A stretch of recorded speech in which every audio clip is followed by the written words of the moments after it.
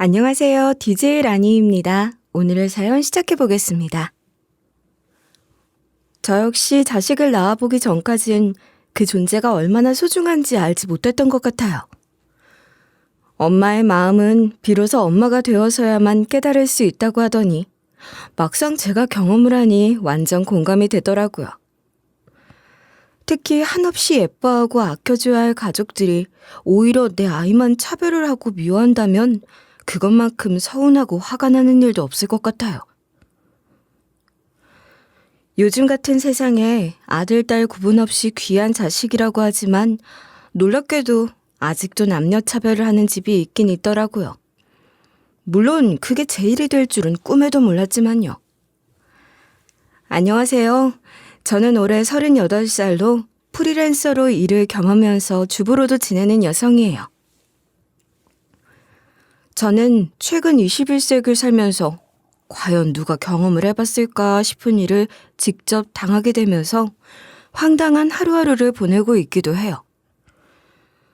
저는 결혼 후 남편과 이제 막 초등학교 입학을 앞둔 눈에 넣어도 아프지 않을 8살 쌍둥이 딸을 둔 엄마예요.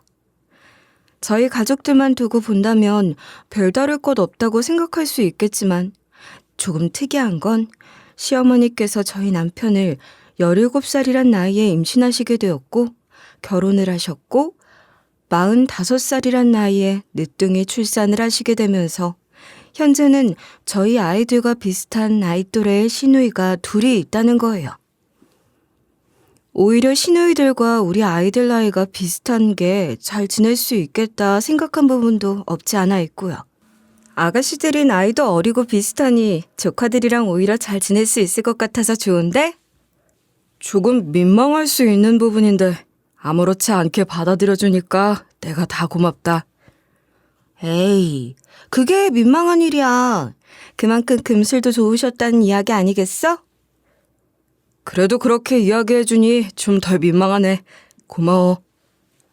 시아버님은 제가 결혼을 할 당시엔 이미 세상을 떠나셨던 상황이었어요. 그 당시 아직 아빠의 손길이 필요해 보였던 시누이들이 아빠 없이 자란다는 것이 안쓰럽기도 했던 마음이 있어서 좀 더 챙겨주고 싶은 마음이 들었던 것도 같아요. 하지만 그런 제 치근한 마음이 조금씩 사라지도록 만드는 사람이 있었는데 그건 바로 제 시어머니였죠. 시어머니는 본인 역시 늦둥이로 딸 둘을 얻은 입장이면서도 남아 선호 사상이 강하셨고 은연중에 이미 남편을 낳았으니 자신에겐 해당 사항이 없다고 생각하는 듯 했어요. 쌍둥이들 일란성으로 아들, 딸 이렇게 낳았으면 얼마나 좋아. 집안에 남자는 꼭 있는 게 좋은데. 어머니, 요즘 세상에 아들, 딸 역할이 어디 있다고 그렇게 말씀하세요. 저는 저희 딸 둘만으로도 충분해요. 얘가? 아직 뭘 모르네. 나도 아들은 있지 않니? 얼마나 든든한데. 어디 가서 그런 말씀하시면 안 돼요. 요즘은 큰일 나요. 아시죠? 시어머니의 이런 은근한 태도와 말투가 늘 마음에 들지 않았던 것도 사실인데 그건 아마 제가 어릴 적 겪었던 엄마의 고충을 그대로 목격하며 자랐기 때문이기도 해요.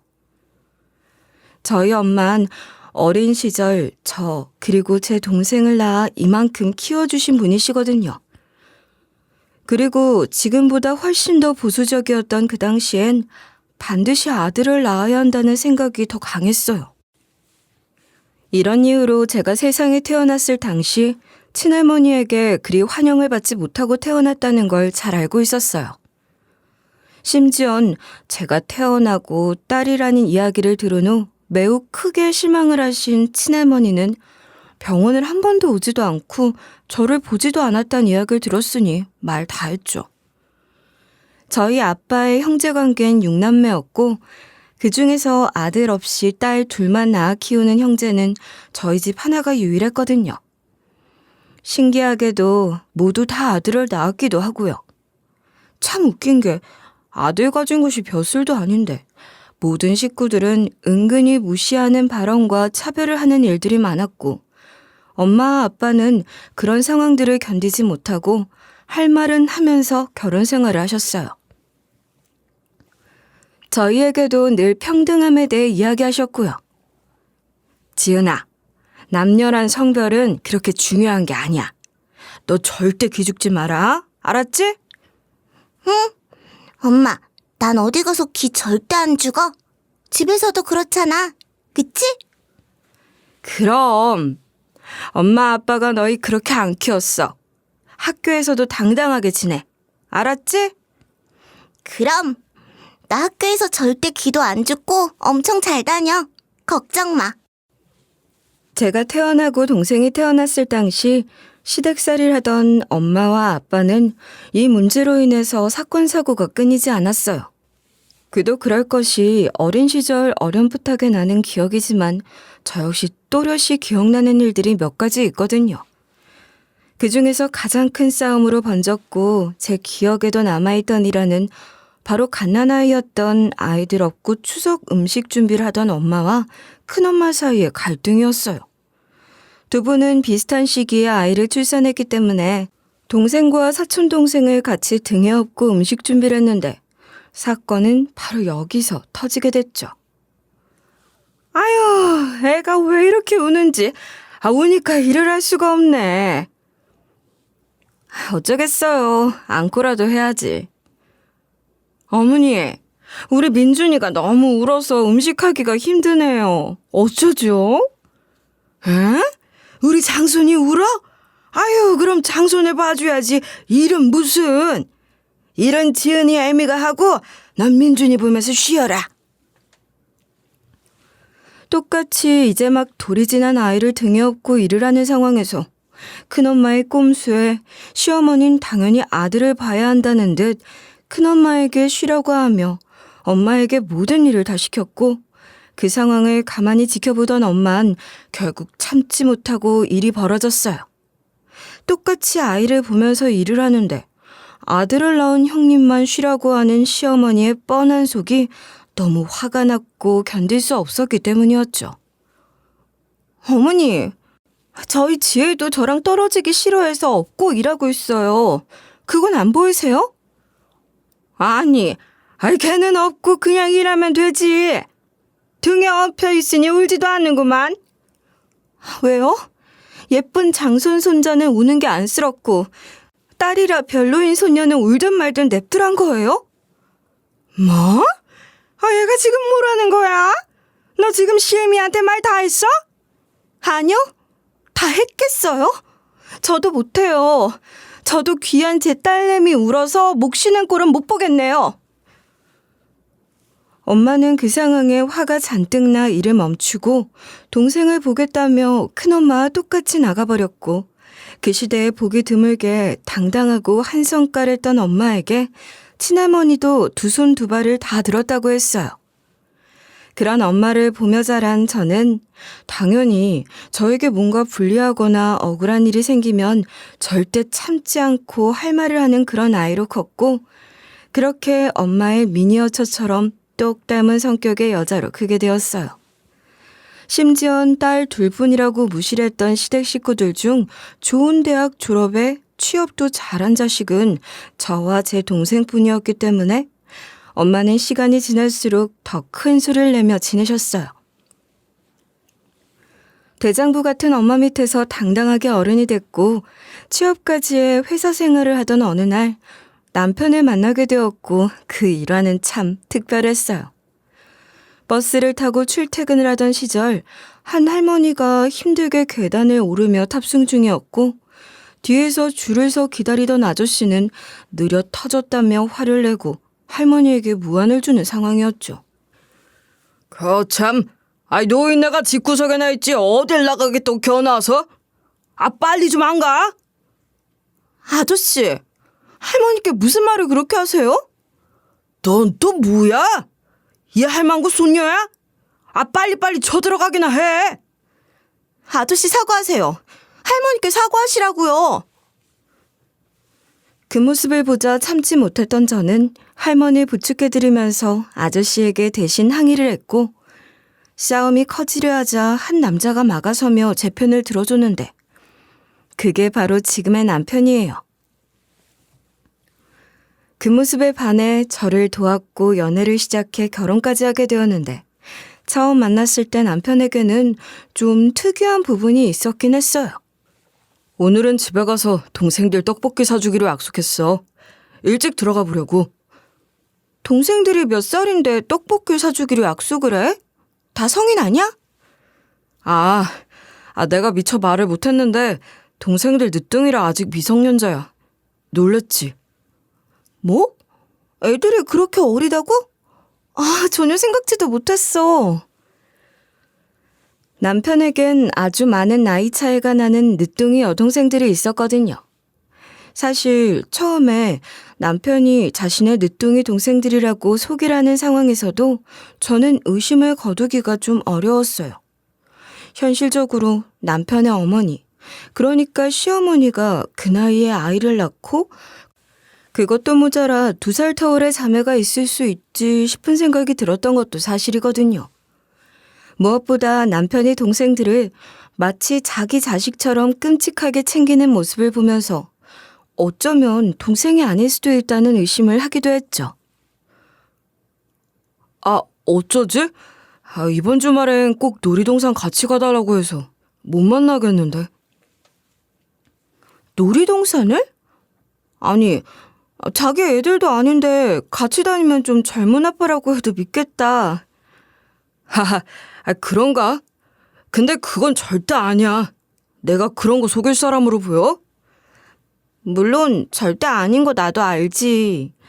근데 솔직히 일반적인 경우가 아니라 좀 의심되긴 했어. 그냥 아빠 손길 필요한 나이인데 아빠가 일찍 돌아가셔서 내가 아빠처럼 챙기는 거지. 절대 아니니까 그런 오해는 안 해도 돼. 남편이 연애 시절 동생들을 과도하게 챙기는 모습을 보며 은연중에 혹시 남편의 아이들이 아닐까 싱글대디면서 호적만 시어머니 앞으로 해둔 채 챙기며 지내는 건 아닐까 하는 온갖 상상의 나래를 모두 펼치면서 의심을 했고 그 마음은 결국 마음속에 차오르고 차오르던 중 넘치면서 입 밖으로 은연중에 나와버렸어요. 은근슬쩍 남편의 아이들이 아니냐는 식으로 질문을 던졌는데 남편은 그런 오해를 할 수 있겠다 싶은 마음으로 이해를 하며 절대 아니라고 이야기해 주더라고요.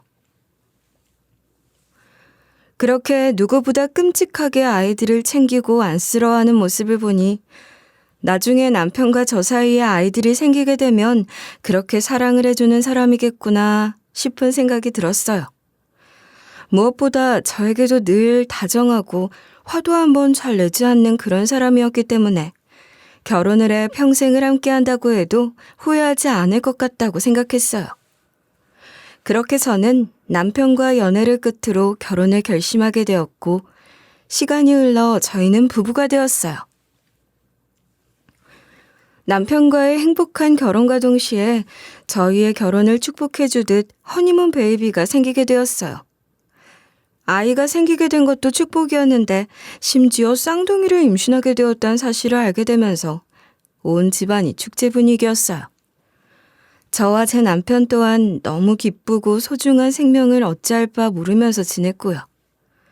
그런데 시댁 식구들, 특히 시어머니는 제 임신 소식을 듣고는 은근하게 아들을 기대하는 듯한 이야기를 하시면서 저를 챙겨주시더라고요. 세상에 쌍둥이라니.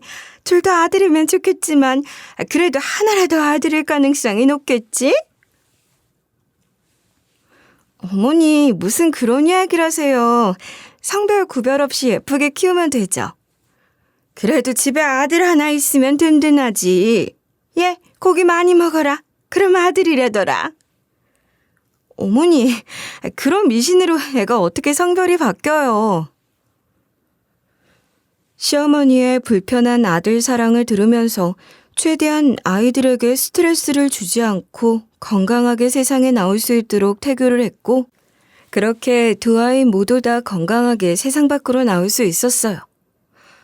막상 아이를 출산하고 보니 너무 예쁜 딸 둘이었고 저와 남편은 그저 우리 둘을 똑 닮은 소중한 아이가 태어났다는 생각에 반가움과 감동으로 마음이 벅찼지만 시댁 식구들의 반응은 영 싸늘하더라고요. 예상은 했지만 제가 생각했던 것보다 훨씬 더 아들을 원하셨나 봐요. 예, 지은이 출산했니? 그래, 아들이냐 딸이냐? 엄마, 지은이 괜찮냐고 먼저 물어봐야 하는 거 아니야? 아, 괜찮으니까 네가 그렇게 전화를 받겠지. 쌍둥이 둘 다 아들이야? 딸이야? 예쁜 일란성 공주님이에요. 너무 예뻐. 뭐? 둘 다? 하나라도 아들이길 바랬구만. 출산 후 남편과의 통화에서도 시어머니는 오직 아이들의 성별만 물었고 둘 다 예쁜 공주님이란 답을 들은 후엔 실망을 한 기색이 역력했다고 하더라고요. 딸이라는 걸 들은 후엔 연락도 자주 하지 않으셨고 아이를 낳았으니 몸조리만 제대로 하란 식의 전화 한 통만 남긴 채 병원으로 병문안조차 오지 않으셨어요. 아무리 아들을 원했다고 해도 그렇지 요즘 세상에 아들 며느리의 자식까지 관여하는 것도 이해가 되지 않았을 뿐만 아니라 병원도 찾아오지 않으시는 시어머니가 내심 서운하더라고요. 출산을 하면 호르몬 변화가 생긴다더니 저 역시 그랬는지 서운함을 남편에게 이야기했어요. 그러자 남편도 화가 났는지 시어머니에게 이야기를 했나 보더라고요. 엄마, 어떻게 큰 며느리가 출산을 했는데 한 번은 오지도 않을 수 있어? 아, 내가 일부러 안 갔니? 네 동생들도 어리고 봐줄 사람이 없으니 못 움직인 거 아니야. 핑계지. 애들 학교 간 시간도 못 움직였어? 지은이도 나도 엄청 서운해. 예, 내가 아무렴 일부러 안 가보려고 했겠니? 그런 거 아니야. 오해하지 마. 그럼 엄마가 지은이한테 전화해서 사과해. 되게 서운해하고 있어. 뭘 또 사과까지. 알았어, 내가 사과하마. 남편은 시어머니에게 연락을 해 서운함을 그대로 표현했고 시어머니는 본인이 생각을 해도 좀 민망했는지 변명만 잔뜩 늘어놓더니 결국엔 저에게 전화를 해 몸은 괜찮냐는 이야기를 함께 나쁜 의도로 그런 건 아니니 마음에 담아두지 말라는 식으로 사과를 직접 해주셨어요. 그렇게 사건은 일단락되었고요. 결혼 후 첫 출산에 시어머니에게 큰 상처를 받았지만 시어머니의 사과를 받은 후 평화로운 일상을 보내고 있었어요. 아이 둘을 키우는 건 정말 힘든 일이었고 정신이 하나도 없는 나날을 보냈죠.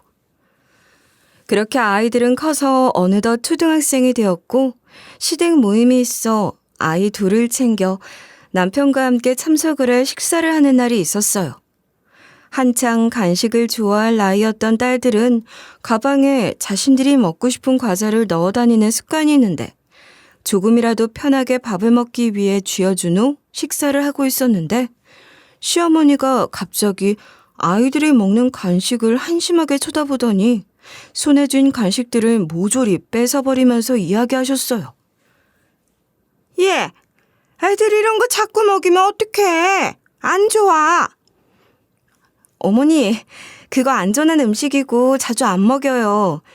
나와 있을 때 잠깐 편하려고 하나씩 준 거예요.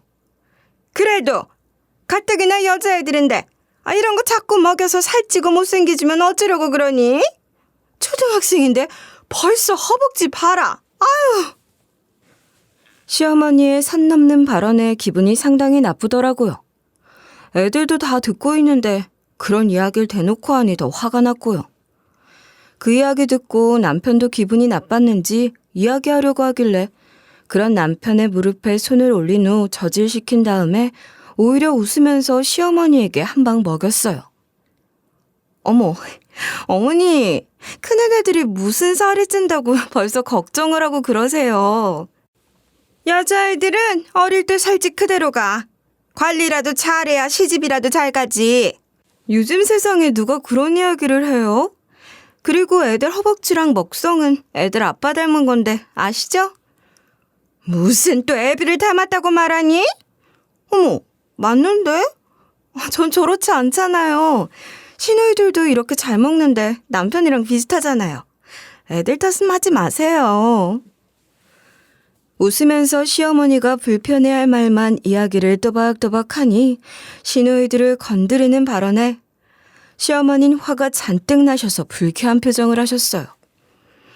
그리고는 제가 한 말에 반박을 하면서 불같이 화를 내시더라고요. 그 말에 저도 더 화를 돋구지 않고 적당한 선에서 정리했어요. 식사 자리를 망치고 싶단 마음도 없긴 했고요. 아무리 어린 시누이들이라고 해도 시누이는 시누이야. 말 함부로 하지 마라. 네, 죄송해요. 그날 시어머니에게 무례하게 이야기를 한 감이 없지 않아 있기도 하지만 시어머니는 그렇게 대놓고 딸만이는 저를 무시하는 것도 모자라 우리 아이들까지 모두 다 함부로 하는 일들이 많았고 그때마다 아무 말도 하지 않고 참는 건 한계가 있었기 때문에 저도 그러면 안 되지만 시누이들을 걸고 넘어지면서 시어머니의 이른바 발작 버튼을 누르고 빠른 사과라며 아슬아슬한 시댁관계를 유지하면서 지냈어요. 저만의 생존 방식이자 복수 방식이기도 했고요. 하지만 이런 제 대응에도 불구하고 시어머니의 선 넘는 천대는 결국 저희 아이들 생일날까지 간섭을 하게 되면서 문제가 생겼어요. 아이들 생일날 늘 일을 하느라 바쁜 아빠도 모처럼 시간을 내놓 1박 2일로 여행을 가기로 약속해 준비를 하고 있었어요. 그런데 여행을 가기 전날 시어머니에게 연락이 왔고 여행을 가는 날 시누이들을 좀 돌봐줄 것을 요청하더라고요. 어머니, 그날 저희 애들 생일이라 남편이랑 1박 2일 여행 가요. 어쩌죠? 예. 매년 돌아오는 생일 꼭 그렇게 돈 들여 챙겨야 하니? 그냥 가지 말고 집에 와서 시누이들이랑 놀아라. 우리 애들도 좀 봐주고. 아니요. 1년에 한 번뿐이고 지금 이 나이에 생일은 안 돌아와요. 저희 일정 다 잡아놔서 어렵겠어요. 죄송해요. 애들 버릇만 나빠지게 왜 이렇게 호들갑을 떨며들 딸년을 키우니? 어머니, 저희 애들 버릇 나빠진 거 없고요. 제대로 사랑받으니 더 착하고 밝아요. 아가씨들도 어머니가 직접 놀아주세요. 죄송해요. 시어머니의 무시하는 듯한 발언과 선 넘는 무례함에 저 역시 참지 못하고 한마디를 해버렸어요. 생일이 별것 아니란 식으로 굴지만 막상 시누이들 생일이 돌아오면 저희에게까지 전화를 해 시누이들 생일을 알리고 선물을 사줄 것을 요구하면서 온갖 생색을 내던 시어머니가 저희 아이들에게만 그렇게 천대를 하시니 서운하기도 하고 화가 나서 견딜 수 있어야죠. 전화를 끊어버리는 순간까지 시어머니는 전화에 대고 소리를 질렀지만 저는 신경 쓰지 않았어요.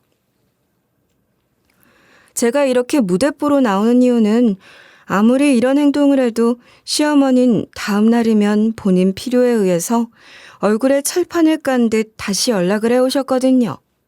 막상 경험을 하니 정말 미치고 환장할 노릇이었죠. 크고 작은 사건 사고들로 서로에게 감정이 좋지 않은 상태로 지내오던 중 결국 시어머니의 만행은 선을 넘어버렸고 저는 그런 시어머니의 행동으로 인해 그동안의 시어머니의 행동과 언행은 모두 다 진심이었다는 사실을 알게 되었어요. 저 역시 참을 이유가 없다는 것도 깨닫게 되었고요. 그날은 시댁 성묘를 가기로 한 날이었고 시골이 워낙 멀어 1박 2일 일정이었어요. 아침 일찍부터 아이들 둘 데리고 시골에 도착했지만 그 상황에서 갑작스럽게 외주를 하던 업무에 급한 문제가 생겼고 제가 꼭 가서 해결을 해야만 하는 상황이 생겼어요. 어머니, 저 일 때문에 지금 급하게 서울 다녀와야 할 것 같아요. 우리 애들 좀 잠깐 봐주세요. 그래, 애들이야 뭐 알아서 노니까 두고 다녀와라. 평소 시어머니가 우리 아이들을 어떻게 대하는지 알았기 때문에 마음이 급했고 얼른 서울로 올라가서 일을 해결하고 빠르게 다시 시골로 돌아왔어요. 저 또한 저녁도 굶고 아이들 걱정에 빠르게 도착했는데 시간을 보니 밤 10시가 넘은 시간이더라고요. 애들은 당연히 자고 있겠지 싶은 마음으로 급하게 집으로 들어갔고 당연히 방에서 자고 있을 것이라고 생각을 하고 거실엔 아무도 없다고 생각을 하며 불을 켰어요. 이게 뭐야? 애들이 왜 여기서 이러고 있어? 순간 제 눈을 의심했어요. 아이들을 혼자 두고 갔고 시어머니가 아이들을 제대로 봐주실지 걱정스러운 마음이 들었던 것도 사실이지만 그래도 밥 먹이고 재우는 것 정도는 해주실 거라고 생각했거든요. 그래도 아이들의 할머니니까요. 그런데 거실불을 켜자마자 제가 보게 된 광경은 방에서 잘 것이라고 굳게 믿었던 제 딸들이 소파에서 웅크려 초라하게 잠을 자고 있는 모습이었어요. 그 흔한 이불 하나도 덮지 않고 시골이라 좀 추운지 둘은 서로 의지하면서 꼭 껴안고 자고 있는 모습을 보니 저도 모르게 화가 머리끝까지 나더라고요. 게다가 얼마나 피곤했는지 제가 거실불을 환하게 켜둔 상태인데도 아이들은 꿈쩍도 하지 않고 잠을 자고 있더라고요. 엄마들은 왜 알 수 있잖아요. 애들이 놀다가 여기서 잠이 든 건지 아니면 누군가 여기서 자라고 해서 초라하게 잠을 자고 있는 건지 정도는요. 게다가 거실엔 다른 사람들은 하나도 없고 오직 우리 아이들만 아침에 시골을 내려올 때 입었던 일상복을 그대로 입고 그대로 잠이 들어있는 모습이 역력했어요. 내 아이들이 제가 없음에 제대로 케어도 받지 못하고 여기서 웅크리고 자고 있는 것 같은 느낌이 드니 저도 모르게 순간적으로 화가 머리끝까지 올라오더라고요. 제가 그렇게 부탁을 하고 갔는데 결국 시어머니는 우리 아이들을 함부로 한 거나 다름이 없구나 싶은 생각이 들어서 더 화가 났어요. 하지만 아이들을 깰까 소리도 낼 수 없었기에 이를 악물고 아이들을 챙기려고 다가갔어요. 올라오는 화를 꾹꾹 눌러 담으면서 아이들에게 다가갔고 자고 있는 애들 모습은 정말 가관이었어요. 입술은 물도 제대로 못 마시고 잠이 들었는지 바짝 말라있고 푸석푸석한 모습으로 꾀지지하게 잠을 자고 있더라고요. 아마 자식을 둔 부모라면 공감을 하시겠지만 그런 모습을 보면 속이 너무 상하더라고요. 낮은 한숨을 쉬면서 자는 아이들 얼굴이라도 닦아주려고 챙겨온 면수건에 물을 조금 묻혀 아이들 얼굴에 손을 가져갔어요. 그러자 인기척에 잠이 깼는지 딸아이가 일어나 저를 쳐다보더라고요. 저는 속상한 마음에 아이들에게 부드럽게 이야기했어요. 아, 내 새끼 자다가 깼어? 왜 여기서 자고 있어? 방에서 편하게 자지. 엄마 기다렸어? 엄마, 왜 지금 왔어? 엄마 보고 싶어 죽는 줄 알았어. 제가 이야기하니 첫째 딸 아이가 울먹이면서 이야기하더라고요. 금세 눈물이 가득 차서 이야기하는 얼굴을 보니 서러움이 가득했어요. 제가 없는 동안 무슨 일이라도 있었던 건 아닐까 걱정스러운 마음에 얼른 눈물을 닦아주면서 물었어요. 엄마 여기 왔는데 왜 울어? 근데 할머니랑 고모들은 어디 가고 너희만 이러고 있어? 할머니 지금 고모들 데리고 나갔어. 올 때까지 여기서 기다리라고 했는데 안 왔어, 고모들도. 아이들이 하는 말을 들으니 순간적으로 났던 화가 다시 올라오면서 오기만 하면 제대로 따져야겠다고 생각했어요. 아직 어른 도움이 필요한 제 딸들만 둔 채 집을 나가버린 것도 화가 났지만 왜 애들을 여기서 벌서듯 그대로 두나 싶은 마음이 들었기도 했고요. 할머니가 왜 여기에 있으라고 했어? 뭐 사온다고 한 거야? 아니, 뭐 사오는 거 아니고 우리 잘 방 없다고 둘이니까 여기서 자라고 했어. 엄마 빨리 오지 왜 지금 왔어? 밥도 안 줬어. 우리 배고파. 뭐? 지금 시간이 몇 시인데 밥도 안 줬어? 아무것도 못 먹었어? 여태? 아니, 가방에 싸온 과자 그거 둘이 나눠 먹었어. 딸아이의 말을 듣는 순간 화가 나는 것도 모자라 정말 온몸에 피가 싹 다 빠져나가는 듯한 느낌을 받았어요. 어떻게 자기 친손녀들에게 이렇게 함부로 할 수 있나 싶은 생각이 드니까 감정 제어가 잘 안 되더라고요. 그래도 아이들에겐 티를 낼 수 없으니 애써 아이들에게 화난 티를 내지 않으려고 감정을 꾹꾹 누르면서 이야기했어요. 아이고, 우리 딸들 배고프겠다. 엄마가 뭐라도 해줘야지. 근데 왜 여기서 자래? 누가 여기서 자라고 했고 누가 밥도 안 줬어? 할머니가. 제대로 따지려면 상황을 파악해야 했기 때문에 아이들의 시선에서 자초지종을 묻고 있는 상황에서 밖에서 인기척이 나더라고요. 조용한 저녁이고 시골이었던 탓에 조용하게 나누는 대화가 크게 잘 들리기도 했고요. 시누이들과 시어머니는 조용하게 이야기를 소곤소곤하면서 집에 들어오더라고요.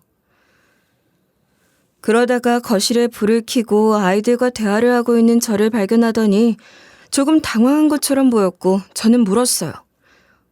아가씨들만 데리고 어디 다녀오세요? 내가 내 새끼들 데리고 나갔다 올 수도 있지. 오래 나갔다 온 것도 아니야, 유나는. 우리 애들도 어리고 혼자 있으면 위험해요. 잠깐이든 아니든 애들 벌 세우는 것도 아니고 뭐예요? 화가 난 마음에 시어머니를 보자마자 애들을 두고 간 것에 대해 책임을 물으며 화를 냈고 그 상황을 바라보더니 영악한 시누이들은 시어머니 편을 들면서 이야기를 하더라고요. 저는 그 말을 들으니 서운하기도 하고 짜증이 올라오는 마음을 주체하지 못하고 짜증스러운 어투로 이야기를 받아쳤어요. 언니, 엄마 말이 맞아요. 진짜 잠깐 나갔다 왔어요. 1시간도 안 됐을걸요? 그래도 잠깐 나가실 거면 애들 좀 방에 재워주시고 나가거나 같이 가지 그랬어요. 꼭 이렇게 서운하게 하셔야 해요?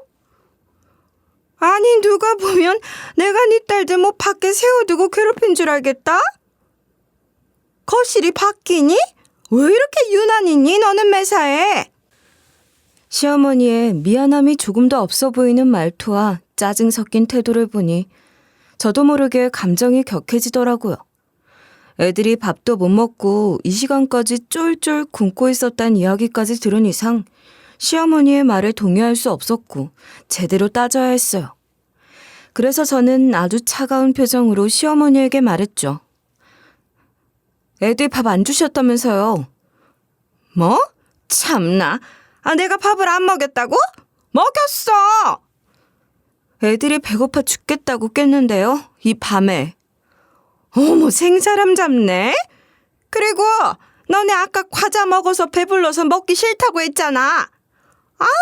이래서 딸년들은 굶겨야 정신 차리지. 결국 안 먹이셨단 거죠? 얘 좀 봐. 니네 딸들이 거짓말하는 거야. 니네 애들 버릇을 고쳐야지 왜 나한테 그런 표정을 짓니? 시어머니는 오히려 어이가 없다는 듯 저에게 적반하장식으로 화를 내며 잘못을 제 딸들에게 묻더라고요. 어린아이들이란 이유로 자기가 한 일을 없던 일로 만들고 말도 지어내면서 함부로 하는 모습을 보니 정말 오만정이 다 떨어지더라고요. 이건 아이들의 할머니이자 보호자라고 생각할 수 없는 수준이었고 더는 참을 수 없다고 생각했어요. 이 일로 남편과 불화가 생기고 헤어지는 한이 있다고 하더라도 할 말은 해야겠다고 생각했어요. 그래서 제가 마음속 깊이 담아뒀던 말을 속 시원하게 해버렸죠. 아줌마, 다시는 제 아이들에게 손대지 마세요. 딸년들 굶겨야 말 잘 듣는다고요? 그럼 내 딸년들도 똑같이 해줄게요. 뭐야? 너 시애미한테 말버릇이 그게 뭐야? 야!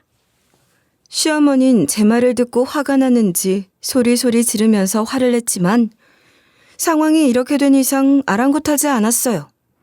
이 말을 속 시원하게 지른 후 아이들을 데리고 다시 집으로 돌아왔고요. 집으로 돌아와 아이들 밥부터 챙겨서 얼른 밥을 먹였어요. 배가 고팠는지 말도 하지 않고 허겁지겁 먹더니 배가 어느 정도 찼는지 다시 원래의 밝은 모습으로 돌아와 제잘되기 시작하더라고요. 그러던 중 쌍둥이 중 둘째가 좀 이상한 이야기를 했어요. 엄마, 아까 고모들이 할머니한테 아빠한테 가자고 했다? 우리만 아빠 있어서 부러웠나 봐. 고모들이 아빠한테 가자고 했다고? 잘못 들은 거 아니고? 아니야, 내가 똑똑히 들었어. 할머니한테 이따 아빠한테 가는 거지? 라고 했어. 그래? 정말 우리 지은이 지혜가 아빠가 있는 게 부러웠나 보다. 그치? 얼른 마저 먹어. 아이들이 하는 이야기가 조금은 이상한 느낌이 들긴 했지만 이 이야기를 이제 막 8살인 아이들과 나눌 만한 내용이 아니라고 생각했기에 얼른 화제를 돌리면서 이야기를 정리했어요. 새벽이 다 되도록 아이들 밥을 먹이고 씻기고 재우면서 육아를 하니 벌써 해가 뜨는 시간이 되더라고요. 아이들도 고단했는지 밥을 먹고 샤워를 하자 다들 언제 그랬냐는 듯 잠에 빠져들었어요. 아이들을 모두 다 재운 후에 저는 조용히 앉아 생각을 했어요. 그리고 문득 아이들이 밥을 먹으면서 저에게 한 이야기가 머릿속을 맴돌더라고요. 평소라면 가볍게 넘길 이야기일 수도 있긴 했는데 그날 시어머니가 저를 보고 적잖이 놀래고 당황하는 표정이 함께 떠오르면서 가볍게 넘겨지지가 않더라고요. 이게 바로 여자의 촉인가 싶은 생각이 들기도 했고요. 분명 아버님은 제가 이 집으로 시집을 오기도 전에 세상을 떠나셨고 시누이들은 아빠가 없는 생활을 그때 이후로 계속 해왔던 게 사실인데 아빠한테 가자는 말을 했다는 사실이 좀 이해가 되지 않고 그러더라고요. 그렇다고 해서 저희 아이들이 들은 이야기를 지어내거나 거짓말을 할 일도 아니었기 때문에 이상하게 그냥 넘겨지지 않더라고요. 어쩌면 저 역시 이 순간부터 시어머니와 시누이들 사이에 저와 제 남편은 전혀 모르고 있는 어떤 비밀이 있다는 사실에 대해 의심을 하고 있었는지도 모르겠어요. 물론 그 당시엔 그런 의심에 대해 남편에게 함부로 이야기할 수도 없었고 아이들 입에서 나온 이야기였기 때문에 쉽게 말을 전하거나 속단할 수 없어서 그냥 가볍게 생각하고 넘긴 일이었기도 하고요. 하지만 아이들의 순수한 입에서 나온 그 이야기가 이후 얼마나 큰 파급력을 미치게 될지 상상도 못하는 일이 생기게 됐지만요. 그날 그 사건이 있었던 이후에 저는 아이들을 데리고 그대로 집으로 들어간 후 시어머니에게 어떤 연락을 하거나 이야기를 한 적 없고 시어머니 역시 저에게 먼저 연락을 해 전후 사정에 대한 이야기를 하며 사과를 하긴커녕 연락을 해 화를 내는 일도 없었어요. 서로 남은 앙금을 가진 채로 그렇게 지내고 있었는데 황당한 건 다른 사람들이나 가족들에게는 제가 성묘를 하지 않고 아이들만 챙겨 그대로 집으로 가버렸다고 욕을 하면서 저를 아주 나쁜 사람으로 만들고 있더라고요. 정작 본인이 한 행동에 대해서는 어디에도 말하지 않고 감추려고 하면서요. 그 모습을 보니 황당하기도 하고 더는 참을 수 없다는 생각이 들면서 남편에게 모든 사실에 대해 이야기하고 상황을 해결해야겠다고 결정했어요. 어머니 이야기 좀 해. 나 더는 못 참겠어. 무슨 일인데? 성묘 간 날 이야기하는 거야? 무슨 일 있었는데? 그날 당신 딸들 밥도 한 끼 못 먹고 잠도 편한 침대에서 못 자고 소파에서 웅크리고 자고 있었어. 내가 화가 안 나? 저는 그날 있었던 일을 차근차근 모두 다 남편에게 이야기하기 시작했어요. 남편은 제 이야기를 듣고 아이들 이야기할 땐 잠깐 화가 난다는 듯 저를 쳐다보며 감정 동요를 했지만 대부분의 이야기에 대해선 원래 성격이 그렇듯 묵묵히 이야기를 듣더라고요. 워낙 조용한 성격이고 차분한 사람이기 때문에 저처럼 크게 액션을 취하지 않는다는 건 알았지만 이야기하다 보니 저도 모르게 또 그날 일이 생각나면서 화가 잔뜩 나더라고요. 그래서 그날 아이들이 저에게 했던 이야기까지 모조리 다 말해버렸어요. 그리고 당신 그거 알고 있어? 아가씨들이 어머니한테 아빠한테 가자고 졸랐대. 뭐? 아빠라니? 무슨 아빠? 누가 들었다는데? 우리 쌍둥이 둘 다 듣고 똑똑히 이야기하더라. 당신 뭐 아는 거 없어? 애들이 잘못 들은 건 아니고? 나도 그런 말 한 적 없어서 전혀 모르지. 내가 애들한테 잘못 들은 거 아니냐고 2번이나 물었는데 아빠라고 정확히 말했대. 제가 이 이야기를 마무리하자마자 남편은 굉장히 찜찜하고 불쾌한 느낌의 표정을 지으면서 곰곰이 생각하더라고요. 아마 저는 모르는 남편과 시댁 식구들 사이에 미묘한 그런 부분들이 존재를 했던 것 같더라고요. 그래서인지 남편은 잠시 생각을 하더니 저에게 다시 말을 이어나갔어요. 그래, 애들이 그렇다고?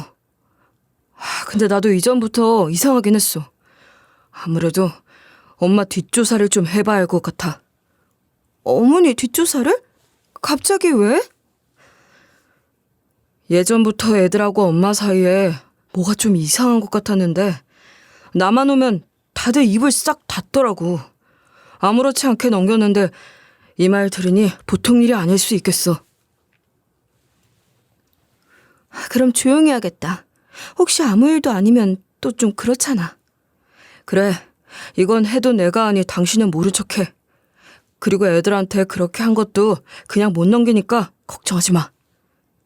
그래, 당신도 애들 아빠인데 믿어. 남편은 저 못지않게 우리 쌍둥이 딸들을 예뻐하고 아끼는 딸 바보로 소문이 난 사람이었기 때문에 당연히 자신의 엄마라고 하더라도 딸아이에게 함부로 했다는 사실을 알게 된 이상 그냥 넘길 수 없다는 건 저도 잘 알고 있었어요. 자기 마음 표현을 강하게 하는 사람이 아니고 늘 이성적인 사람이기 때문에 화가 잔뜩 났지만 저에게 표현을 하지 않는 것이라고 생각을 했고요. 당신한테 이렇게 이야기하면 서운할 수 있겠지만 나 이 일 그대로 못 넘어가. 그래, 나도 이해해. 자기 손녀들인데 밥도 안 먹였다고 하는데 화가 안 나? 당신이랑 이혼을 하더라도 할 말은 해야겠다 싶어서 아줌마라고 하면서 막말 좀 했어. 미안해. 내 새끼 함부로 하는데 눈 안 돌아갈 엄마가 어딨겠어. 괜찮아.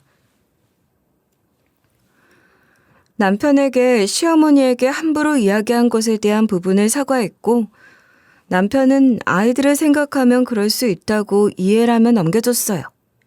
그리고 그 다음날 말 그대로 시어머니를 포함해 시누이들 모두 다 한순간에 나락을 갈 수 있을 법한 심각한 상황에 이르렀고 그 덕분에 온 집안은 발칵 뒤집혔어요.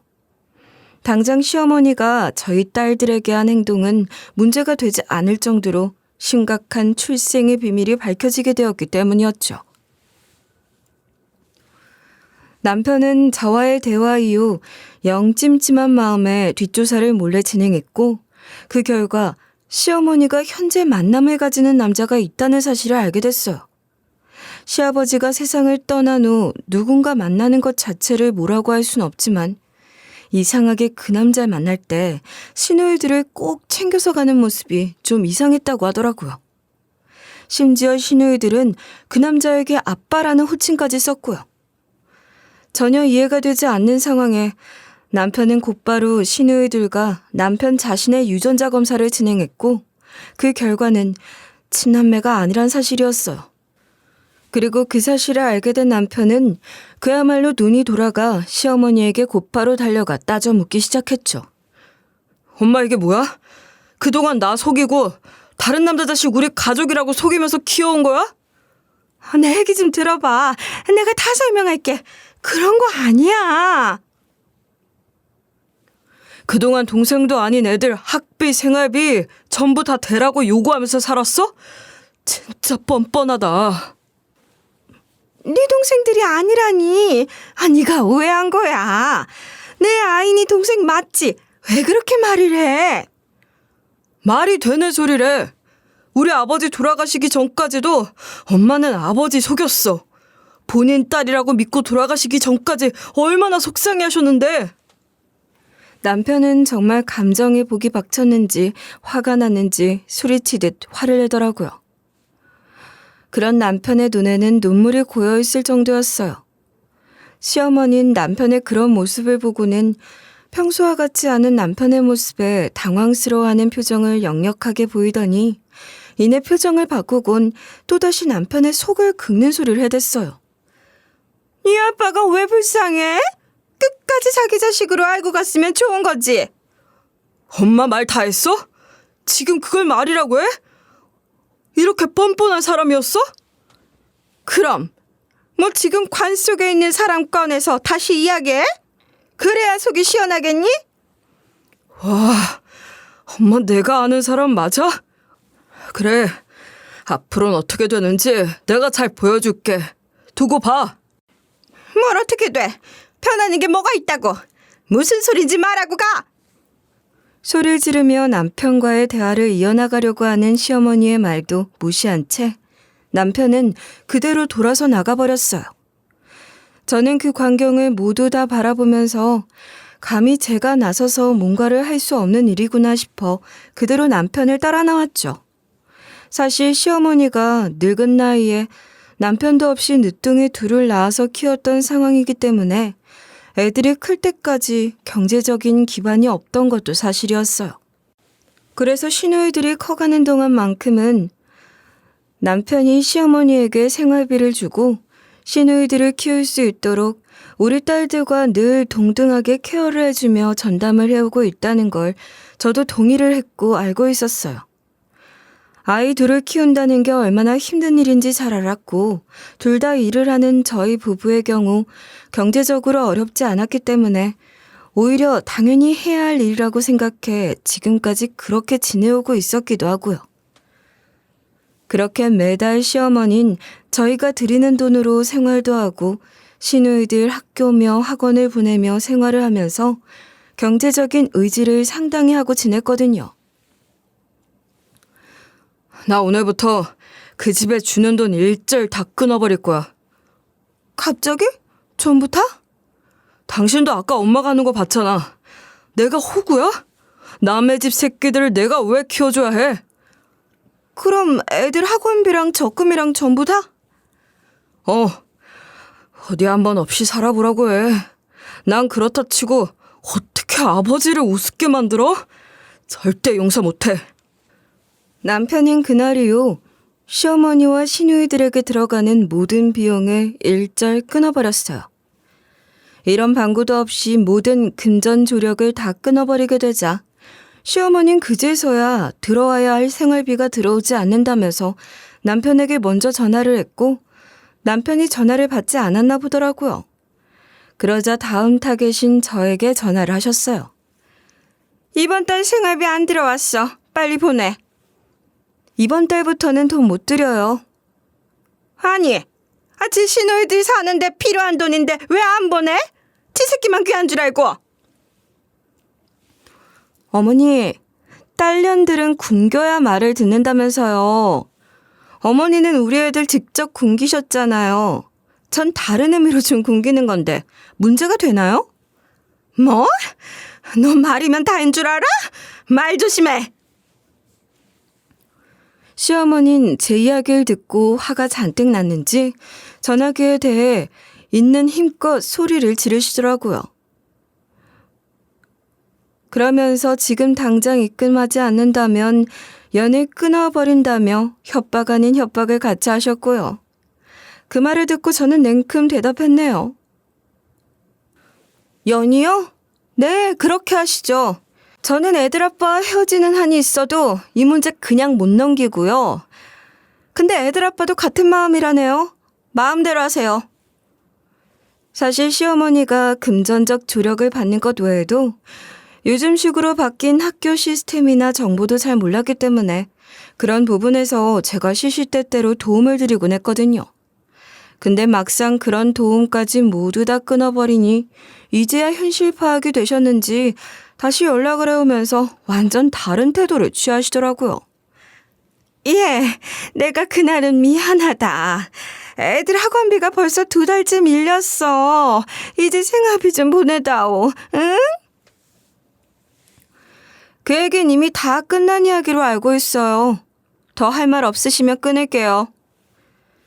저는 시어머니의 전화를 매몰차게 끊었고 급했는지 집으로 찾아와 남편에게 생활비 줄 것을 요구하더라고요. 하지만 저보다 더 화가 잔뜩 났고 정이 떨어진 남편은 시어머니의 부탁을 거절하며 아주 매몰차게 말하더라고요. 왜? 그렇게 돈이 궁하면 맨날 살림해주고 밥해주는 그 새끼한테 가서 애들 생활비면 학비 대달라고 해. 그 새끼 딸 아니야?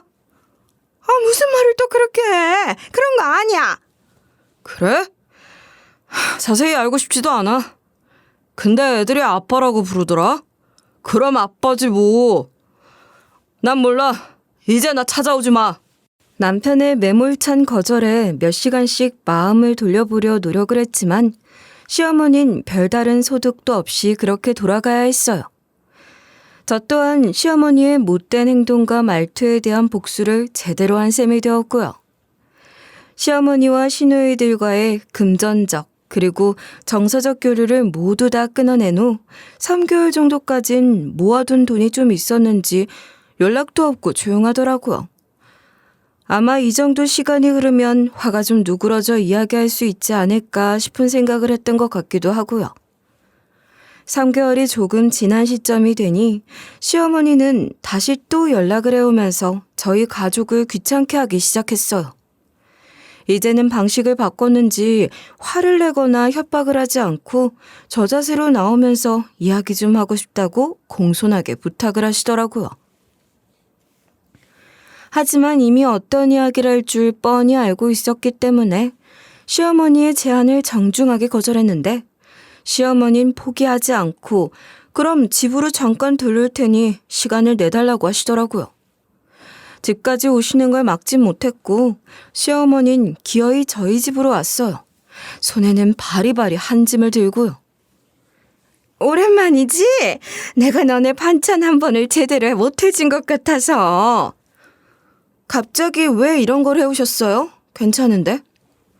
내가 너한테 미안한 것도 있고 우리 손녀들한테 함부로 하기도 했고 사과도 하고 싶고 그래서. 시어머니가 말을 꺼내려고 하는 순간 남편이 그 말을 가로막으면서 더는 이야기하지 못하도록 아주 냉정하게 이야기하더라고요. 저도 그런 남편의 모습은 처음 보는 것이라서 조금은 놀라기도 했지만 뭔가 통쾌하고 속이 시원한 기분이 들기도 했어요.